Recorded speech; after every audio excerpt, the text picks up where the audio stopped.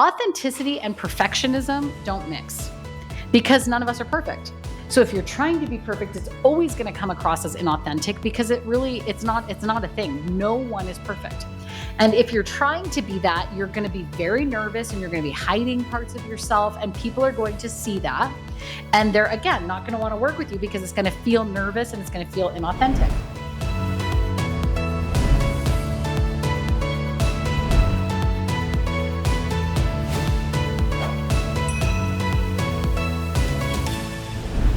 Well, welcome to The Abundant Coach. Lauren Brollier Newton here, your host, your guide.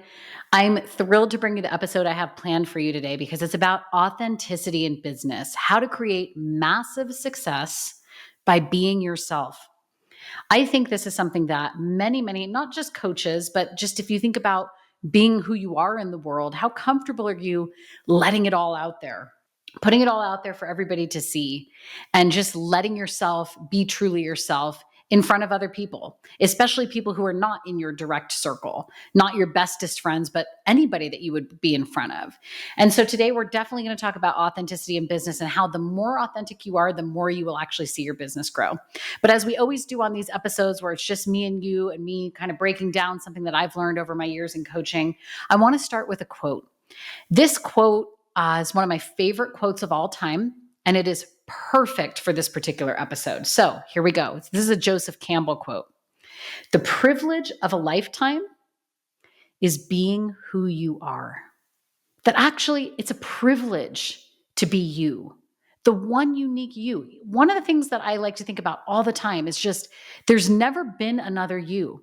In the whole history of planet Earth, in the whole future of planet Earth, there's never been another you.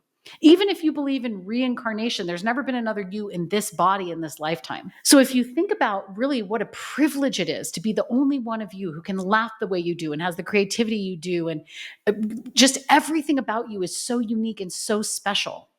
There's a great quote that says, the same God that made mountains and rivers and oceans made you and thought you were important enough to be here. Now, if the word God doesn't land for you, use whatever word you want. Life itself, science, waves and particles. I don't care what word you use, but just notice how special it is that in this universe, you're the only one of you that exists in the way that you do.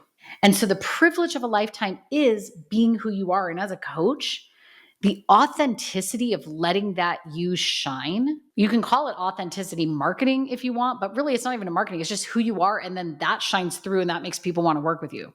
So we're going to talk all about that today. And if you're someone who has been challenged to open yourself up to other people, to really show who you are, nervous in front of others, scared you're going to do something wrong, we'll talk all about how being you and not perfect is actually endearing. It actually makes people want to work with you more than if you walk around all anxious trying to be perfect. I'm also going to open you up to something called, and we talk about this a lot at Brave Thinking Institute, when we train and certify our coaches, we use a self-awareness tool called the Johari Window. And I'm going to open that up to you. It's a technique that's designed people to help understand themselves. It was written by two psychologists. And I'm going to take you a little bit into the Johari Window and see if via audio I can describe it to you. So we're going to do a lot in this episode. So let's dive in. On this vein of the privilege of a lifetime is being who you are. I want to share with you a quote by Rumi. Rumi was a Persian poet. He wrote spiritual poems for kings and the higher ups in his time in 16th century. I believe it was 16th century. And I think I've shared this quote before. If I haven't, I share this quote literally in all the work I do all the time. So I don't remember if I've shared it on the podcast before or not, but if I have, indulge me. Rumi said, "It's as if a king has sent you from a far and distant land to do one specific task." Now, before I even continue on with this quote, let me just say full transparency for all the Rumi experts and translators out there. This is not a direct translation, nor is it a direct quote. It is my interpretation of Rumi's quote. So before I get like the hate email, let me just say that. Okay, here we go. "It's as if a king has sent you from a far and distant land to do one specific task. You could do 1,000 other things while you're here. But if you don't do the one thing for which he sent you, it will feel as if you've done nothing." So let me break down my interpretation of that quote.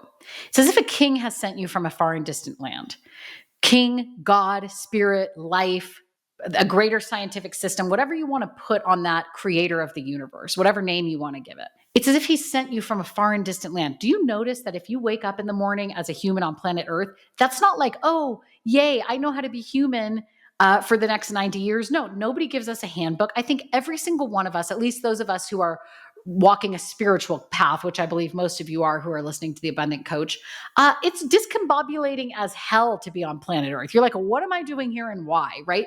There's always this feeling of being a little bit removed from who we truly are. We get some sort of spiritual amnesia when we come here. So it's as if a king has sent you from a far and distant land.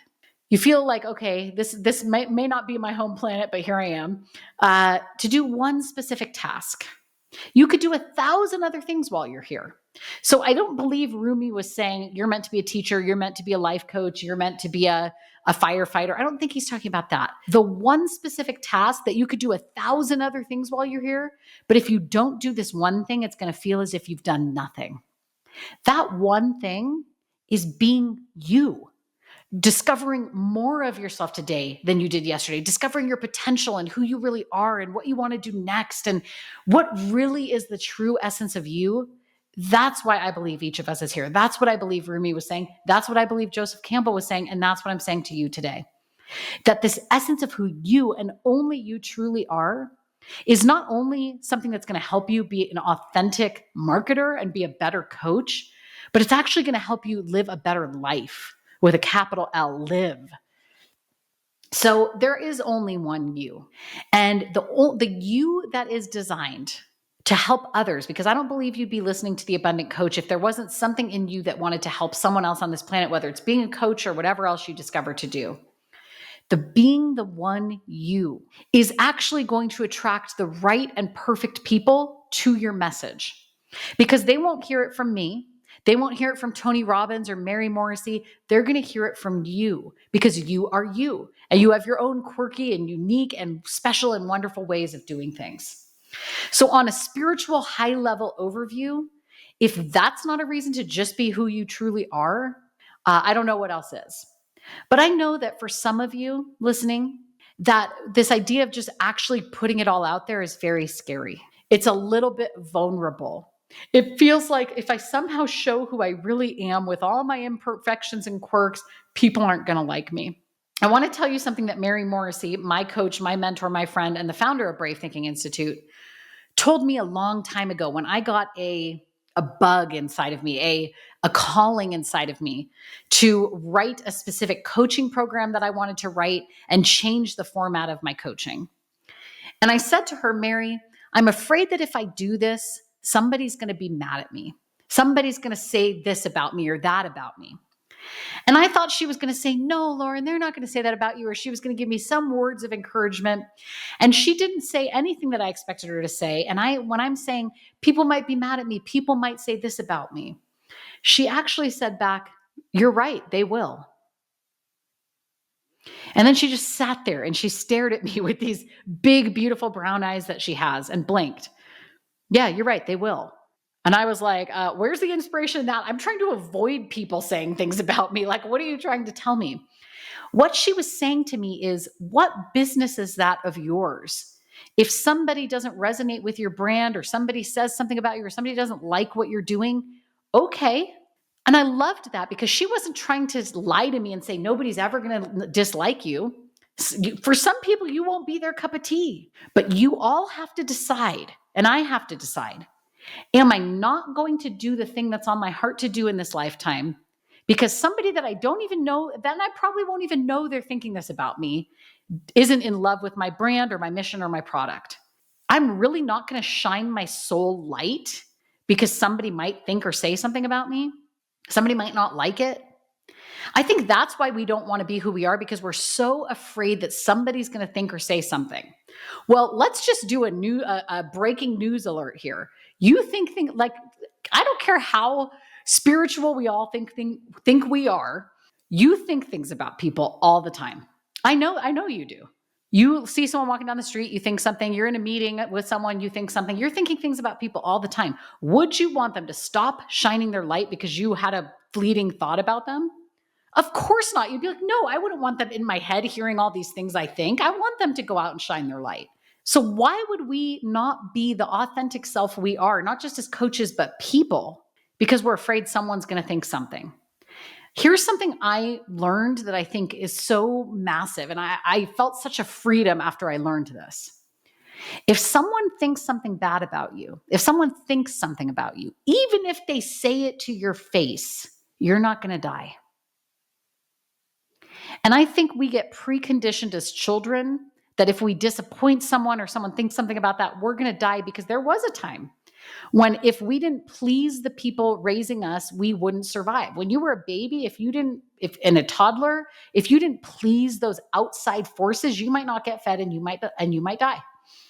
And so we have this kind of biological trained response that if someone doesn't like us, something bad's going to happen. But the real truth with a capital T is nothing bad's going to happen. You're not going to die. If you find out that they said something about you, you might feel uncomfortable and disappointed for a little while and sad for a little while, but you will move on. And actually, you'll probably be stronger because of it. When I was going through a divorce, I had a realization. For the first time, I knew for sure that there were people on this planet that didn't just dislike me, that most likely hated me. I was so disturbed that there might be someone on this planet who hated me or thought something about me or didn't like me, because that was the first time I was really ever aware. I'm sure there was people that didn't like me before, but I had never been so potently aware that someone didn't like me, that they didn't understand me. And there was a part of me that wanted to like rage against the machine, that wanted to like fight for and justify why I was the way I was and why I was saying the things I was saying. And then I happened to be scrolling Instagram. Who knows if like Apple was listening to me or what, but I happened to be scrolling and there was a quote, and I don't know who to attribute it to, or else I would. But it said, if everybody likes you, you stand for nothing. And I just remember chills going head to toe in my body, realizing, oh my gosh, I don't want to be someone who stands for nothing. I don't want to be someone pacifying everybody to the point where I don't stand for anything. Because I do stand for something. In that case, I felt it was wrong what my ex-husband did. In the case of being a coach, I stand strongly on the mountaintop that we are all spiritual beings having a human experience, and that if you don't have that, you're going to always be wanting. Some people won't agree with that. Some people won't like that. But do I want to stand for nothing? Let's get down to the nitty-gritty. If you're with me here, if you believe, yes, I am unique, there is only one me, and I'm willing to open myself up more to life, to people who might resonate with my message, and I'm willing to stand for something. If that's you right now, let's get into the nitty-gritty and the practical applications of how we apply this in our lives.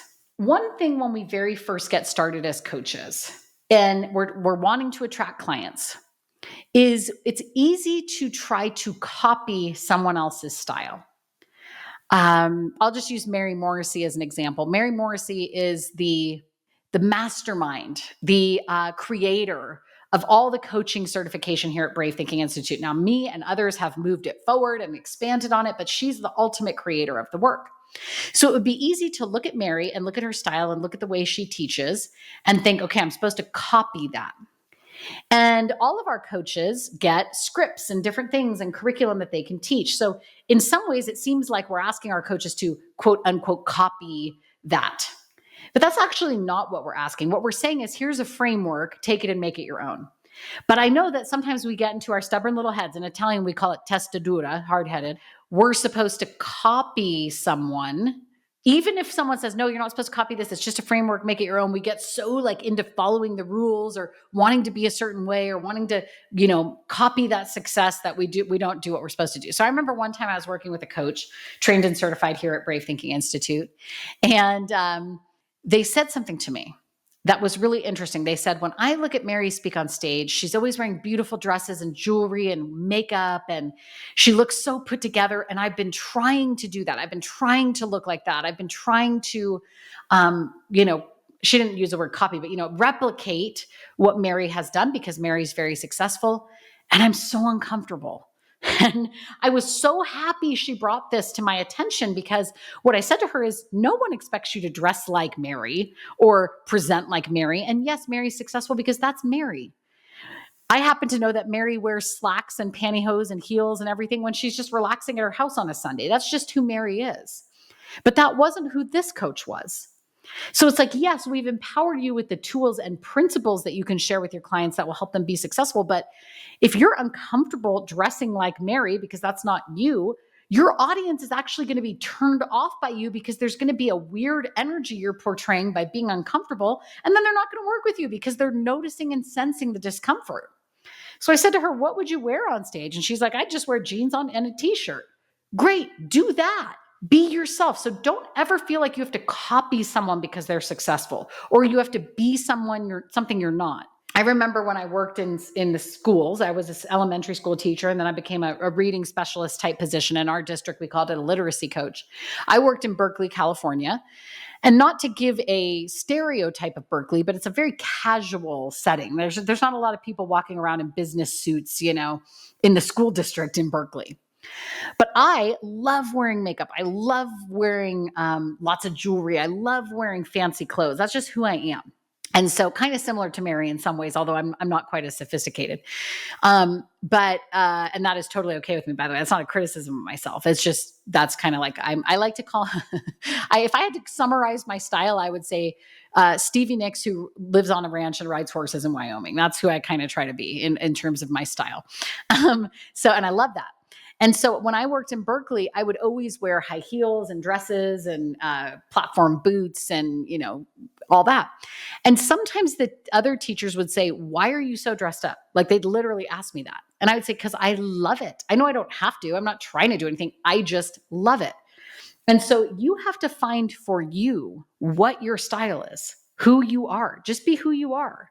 And so when I was in the school district and people would ask me that, sometimes I'd feel bad because I felt like it was a criticism. Like, why are you so dressed up? But then I realized, like, this is who I am. I'm not going to become something I'm not just because I work in Berkeley, for an example. So I'm giving you all these somewhat random examples just to help you resonate with the idea that whoever you are, regardless of what setting in or what you think you should be, is perfect. Because if you're trying to be something that you're not, people are going to sense that from you. It's going to feel inauthentic, and then they're not going to want to work with you, because nobody wants to work with someone who feels weird, uncomfortable, fake, etc. So you don't copy. Now, you can emulate. If there's someone that you admire and you think, oh, I love that, that resonates with me, that's who I am too. Emulate, yes. Copy, no. So going back to the Stevie Nicks thing, I've been singing since I was a little girl. And my grandpa, who I was the closest to we had such a close, deep relationship. I was super close with my grandpa.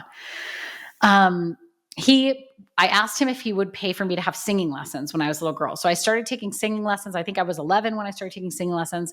And then from age 19 till about 29, I sang in a cover band. I sang in a rock and roll cover band. And most of my song selections were Stevie Nicks, because she's my favorite singer. Now, if those of you are I'm 37. For those of you who are too young to know who Stevie Nicks is, although I think she's like made her comeback, she's a rock and roll singer, got super popular in the 70s, but has really like withstood the test of time, 80s, 90s, 2000s. Like, she's been in stuff. So I always sang Stevie Nicks songs. If you look at a lot of Stevie Nicks cover bands, now we're getting into like music, rock and roll history, but this really is relevant to coaching. If you look at a lot of Stevie Nicks cover bands, there are a lot of cover bands where people try to copy Stevie Nicks's voice, and therefore it sounds like a caricature. It's like, it's not the real person, but I'm trying to copy the real person. It sounds like a very true caricature of her, as opposed to emulating her. It's like this weird copycat thing, but you're not Stevie Nicks, even though you're singing the cover band, so it's weird. When I sang Stevie Nicks in my rock and roll cover band, did I dress in black flowy clothes? Yes, because I love that. That's what I would pick anyway. Did I dress in leather and lace and platform boots and stuff? Yes, I did. But I never tried to copy her. I never tried to like force my voice to sound like her or anything like that, because it's like, it's just going to sound dumb at that point. And so I always emulated, but didn't copy. And so I'm hoping that you're energetically distinguishing the difference. Now let's put that to coaching. If there's something you like in someone's style and you're like, oh my God, that's so me, and I would like to do that too, that's one thing. But if you're trying to be someone you're not because you think that's what people want, that's where it gets into that inauthentic, because it's not really resonant with you. You're just doing it because you're like trying to be something. So I think I've said a great many things there. Of all the random stories I told there, I think there's hopefully something that you can grasp onto and see what I'm saying there. Here's another thing that I think is important for us coaches to know. Authenticity and perfectionism don't mix, because none of us are perfect. So if you're trying to be perfect, it's always going to come across as inauthentic, because it's not a thing. No one is perfect. And if you're trying to be that, you're going to be very nervous and you're going to be hiding parts of yourself, and people are going to see that. And they're, again, not going to want to work with you because it's going to feel nervous and it's going to feel inauthentic. So I want to say one of my most surprising times as a coach, I was speaking on stage. I had probably had a 200-person Zoom audience and then a 100-person in-person audience. It was a hybrid event. And I was wearing jeans for the first time on stage. I'm a person, I love to wear dresses and suits and things like that. But this weekend I wasn't feeling it. And I was like, you know what? I'm just going to wear jeans. And so I'm wearing kind of a blazer, a scarf, and like jeans and high-heeled boots, like platform boots. And so I'm on stage, and I'm actually, this topic I was speaking on in that exact moment was consciousness. And I was telling a whole deep thing about consciousness, but the whole time, because I'd never been on stage wearing jeans, the whole time I'm thinking to myself, oh crap, I think my zipper's down. And I didn't want to like actually check my zipper, because then everybody would see it. So I'm sitting there talking about consciousness, but the thought in the back of my mind is like, oh my God, my zipper's down. Finally, I just looked at the audience. I'm like, okay, can we just pause? Can you guys tell me, is my zipper down? Like, is my fly down? And everybody in the audience started laughing. And so I'm like, I'm just going to check. And so I literally like pull my zipper on my jeans on the stage. And I'm like, oh, phew. I'm like, you guys, I've been standing here thinking, oh my God, I need to check my zipper, but I don't want to check my zipper. And so everybody in the audience is like laughing and they're like shouting at me, and I'm laughing at, my face is super red. And it was just this cute moment. And then, I mean, I didn't think it was cute at the time. I was literally like, okay, I kind of feel a little bit like a pig. I'm like, hey, my zipper down, but whatever.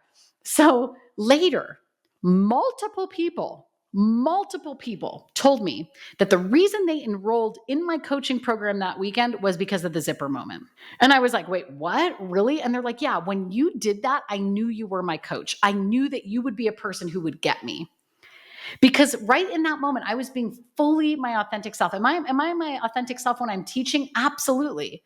But it would be inauthentic to try to like pretend that I wasn't scared that my zipper was down, right? So it's like this very authentic, relatable moment. And so many people said to me, I counted, there was at least 6 people who said to me, I knew you were my coach when you did the zipper down thing. And so to me, that was just such an interesting moment to go, oh, when I'm just being Lauren, people aren't trying to work with the perfect coach or even the most well-studied coach. They just want to see who I am and see if they resonate. And so many people said, I knew I could be myself around you because you were yourself. And so I think that's a perfect example of letting go of the perfectionism and really just being who you would be in any given moment. Now, some people have asked me, how do I borderline? What's the borderline between being inappropriate and authentic?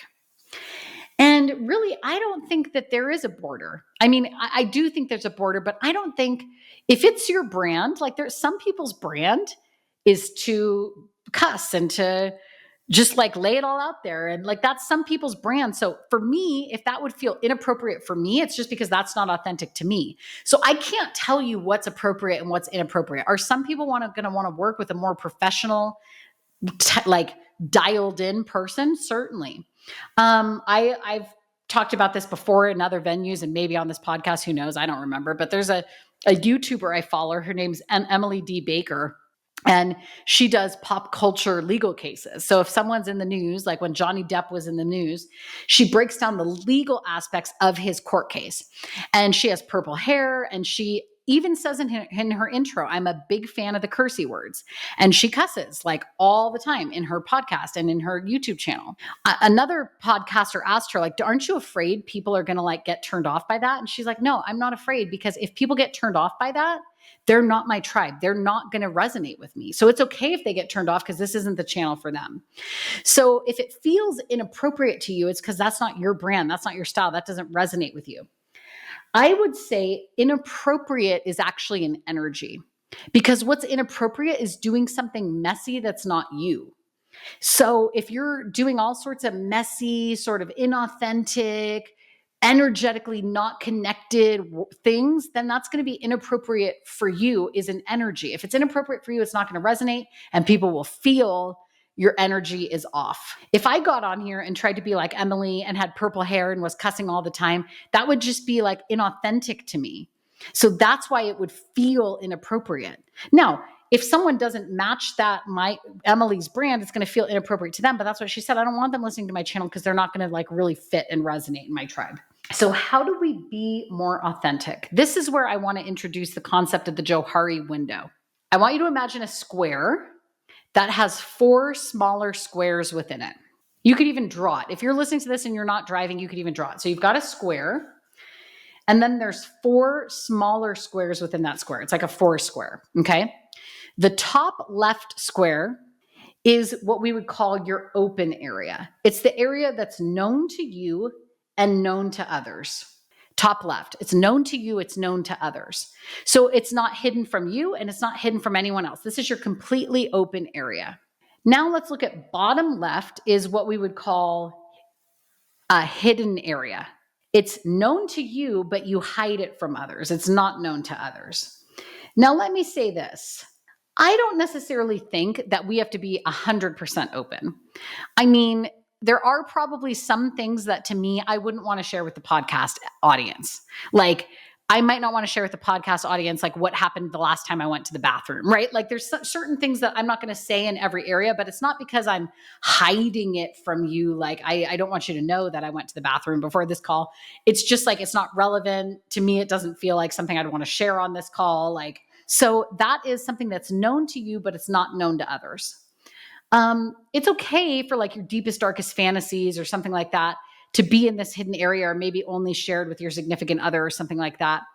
But we don't want, I would suggest that this hidden area, it's known to you, but it's not known to anybody else, is going to be a tiny portion. Like, I don't want to give percentages because then people get caught up in percentages, but like 98% is open. At least somebody knows it. And, maybe a little percentage is hidden. Okay. Now, top right is your blind spot. Other people can see it in you, but you can't see it in you. In other words, it's you're blind to it, but maybe your friends, your family, your kids, like someone else, your best friend, like they can see it, but they know you're kind of got a blind spot there. And then the bottom right is unknown potential. Nobody knows. You don't know. Nobody else knows. It's the part of you that you haven't tapped into yet. How is this Johari window an opportunity? And here's how it's spelled: Johari. You can look it up. It's a psychologist. I think it was like one guy's name was Joe and the other guy's name was Harrison, and so they made it named Johari. These 2 psychologists. Why this model is helpful is because you can get and you can ask yourself, just full transparency, how open do I really believe I am with the people I'm closest to, with my audience, with my potential clients? How open am I in terms of really letting my true self and my authentic self shine through? Give yourself a baseline. So for me personally, I might say I'm like 85% open. And then look at what's hidden and why you're hiding it. And then ask yourself, am I willing to slightly open that hidden window, just an inch? You can ask spirit, ask the infinite, ask your higher self, what step could I take today to just open up the parts of myself that I've been hiding? And you'll get an answer. And then you can ask yourself, am I willing to open to my blind spots? Am I willing to ask the people closest to me, do I have any blind spots about being authentic? And if I do, would you be willing in a loving way and not a critical way to share that with me? Now, you're not going to ask everyone that question. If you feel like someone has an agenda or they're manipulative, don't ask them. But like I could ask my husband. My husband is like the most loving person who fully accepts me on the planet. So if I asked him, is there a place where you feel like I kind of have a blind spot in authenticity, like maybe where I'm not being authentic? Is there a place that you see me being open with you, but maybe I'm not open with others that actually would help my authenticity in my coaching business? And he would tell me in a loving way. So don't ask someone who's going to upset you or isn't going to be loving with it. But here's what happens when you open up what you're hiding and when you open up your own blind spots, that's when you start to tap into that unknown potential, because you're opening the open window more and the parts that were unknown to you will reveal themselves. Now you're tapping into what Rumi said. Now you're tapping into doing the one thing for which you're here. So that would be my advice to you. Open up. Where am I not being authentic? Am I willing to be more authentic? Am I willing to ask for some feedback about how I could be more authentic? And then, oh my gosh, are you going to? And you probably know some steps you can take. You probably know some ways in which you could be more authentic. Maybe you're like the client I had that said, I don't feel comfortable dressing like Mary. Well, then don't do that. Open your authentic self up more. Maybe you're like me, I thought my zipper was down. Instead of hiding it, getting uncomfortable and making my teaching suck, I'm just going to paint the barn door red on that and say, is my fly down? Is there a way that you could just open up to shine your light a little bit more? I don't know about you, but this has been enlightening to me. I sometimes don't realize the power of the spiritual teachings that I've learned from this institute, and just all I've learned over my time as a coach. But when I come and I sit down to record these episodes, it's like I'm learning right along with you. And so thank you. Thank you for being a part of this. Thank you for loving this podcast and listening to it. And my greatest wish, my greatest hope, my greatest intention is that this is giving back to you something that's helping you become a more authentic and more powerful coach. So I've loved being with you, and I'll see you in the next episode.